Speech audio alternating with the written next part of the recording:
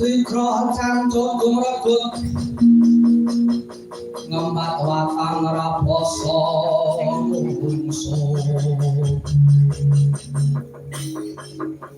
tanggap cocokan tanpa sayati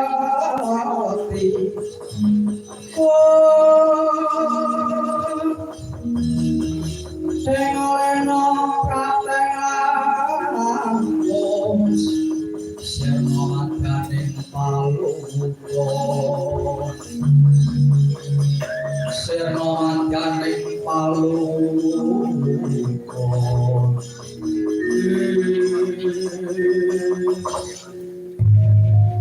Keparat tutuh karpet dewe Ono munyuk turunyak nyanyangan kancik malah dan korang kok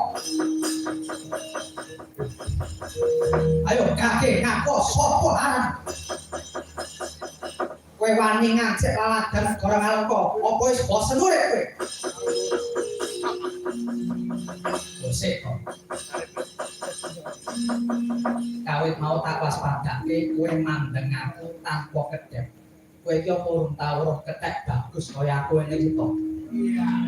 piye ketek bagus kowe dapur kowe era duwe pengiluan ngono kok wis saiki kabeh ngaku sapa arep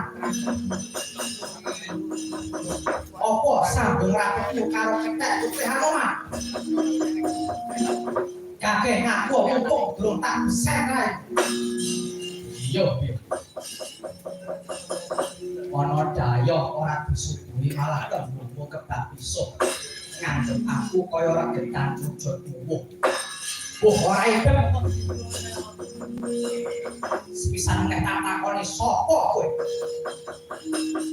Bosek to aku gelem ngaku yen aku wis ngerti sapa jenengmu omahmu ana ngendi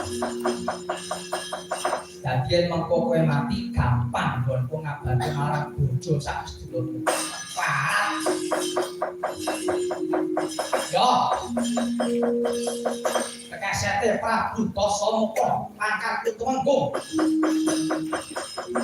jenengku Tumenggung Panrajang Sukma bali sapa aran putane Prabu Rama Wijaya aranku Jayawanggata ana wigati apa kowe ngajak laladan karo bosen urip sik to kowe iki mau krungu tembungku apa ora tembung sing endi lah aku lak kandha yen aku iki putane Prabu Rama Wijaya sing jenenge buta kuwi ora kena dipanggongi dalane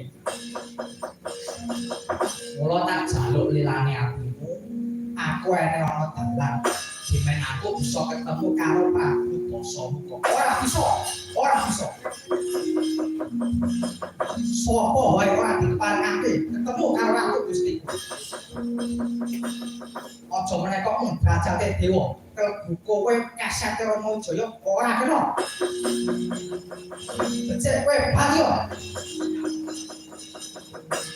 sik upama aku mbacut kena mbacut ning tanganmu tinggalan kene no. Ya. Tumenggung sapa mau